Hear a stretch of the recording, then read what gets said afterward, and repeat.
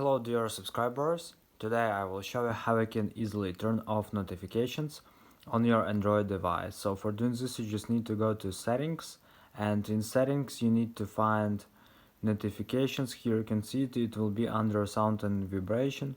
So just go to notifications, and here you will see all of your applications, all of your apps, and you just need to, for example, if I want to turn off notification from Instagram, so just click here and it will successfully turn off notifications from Instagram. So if someone likes you or started following you or sent message on direct to you, so you won't see these notifications like banner or on lock screen. You won't see this notification, so you will see it after you just open your app.